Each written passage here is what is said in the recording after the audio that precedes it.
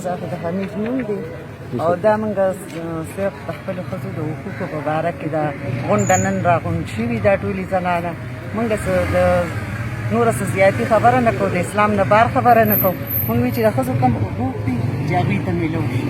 تاسو څه ګڼئ په دې وخت کې چې یاره تاسو ته خپل حقوق میلاویږي که نه میلاویږي مطمئن نه جي نه میلاویږي که نه زه به راته یم چې سلو کې یو کس وي چې هغه به ښه رور وي ښه پلار به وي چې هغه به لور او خور ته خپل حق ورکوي. نن سبا چې دی نو څوک چاله نه ورکوي.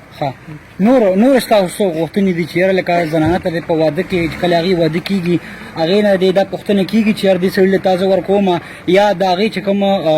د ووټ حق دی یا د هغې د بار د ګرځېدو مثال کوم حق دی ځان له سودا کوي ځان له دفتر ته راځي په دغې باندې هم لږه خبره وکړي. یاره جي ډېر خو لکه داسې شتي چې هغه ښه خلک هم شته چې هغه د لورو مرضۍ ته ګوري د زوی مرضۍ ته ګوري او ډېر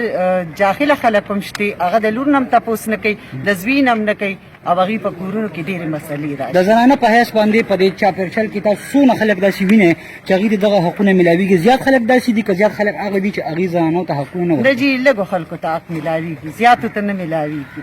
په کوم مد کې تاسو دا محسوسه کړی چې هغوی ته حق نه میلاویږي؟ یاره جي بس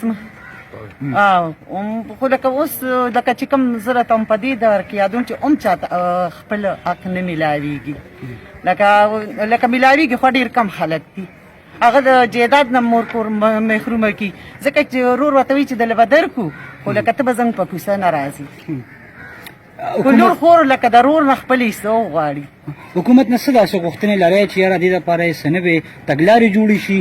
که نه دا کومې تګلارې چې په قانون او په آیین کې درج شوي دي د هغې په هغې باندې عمل وشي؟ بس موږ د حکومت نه دا غوښتنه کوو چې انصاف دې وشي لور خور ته خپل حق ورکړي شي او موږ څه زیات دغه خو نه کوو خبرې نه کوو